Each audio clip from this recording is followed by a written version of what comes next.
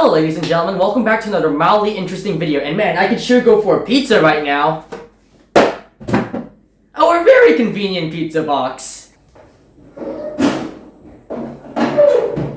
Well, that is gonna take a while to heat up, so let's talk about something to pass the time.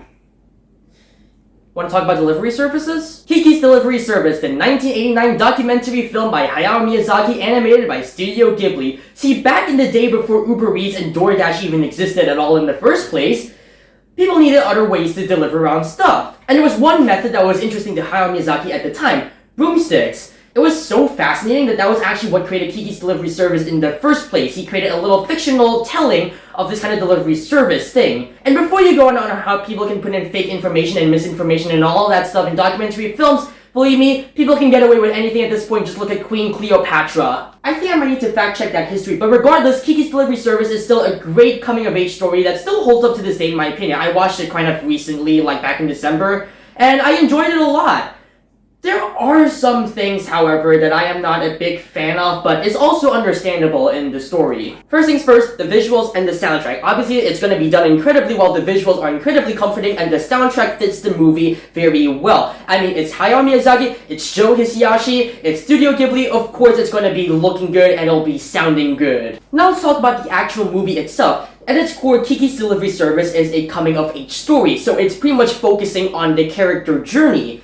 Now, that is my one small problem that I have with the movie. There really isn't that much of a plot to it, so I kind of expected that this would be a bit boring, but it's still going to be a good watch, because after all, it's Hayao Miyazaki. It's like one of the top-rated films on IMDb right now with like an 8.2 or something, so I figured this has got to be good. And while some parts of the movie were a bit boring to me, at least from my experience, the character journey was still done incredibly well and was compelling enough to keep me watching until the very end. Because Kiki is actually facing a problem that I feel like a lot of people to this day still relate to, which is moving out of your comfort zone, like your family or your hometown, to go to like another location, like another town, another country, to basically hone your craft, to basically learn deeper into what you want to contribute to this society. That is a relatable thing that Kiki is going through, and the journey that she goes through is well mapped down in my opinion. She's going to be meeting brand new people that she'll have to warm up to in the future if she doesn't like them right now. She'll be meeting all new kinds of people. She's going to be facing all new kinds of challenges.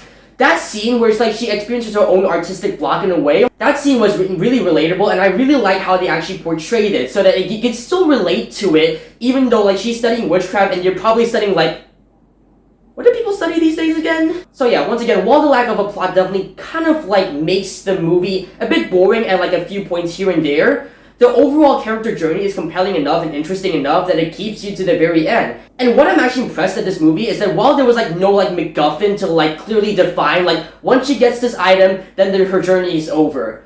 While they didn't have that because of the lack of a plot, they still managed to give the film like an actual concrete ending, like that final scene with the airship. I feel like that entire sequence allows us to see how she has transformed from her first moving into this brand new city and now becoming incredibly comfortable. She's grown as a person, she's warmed up to the people there, and she's been able to overcome like most of the challenges.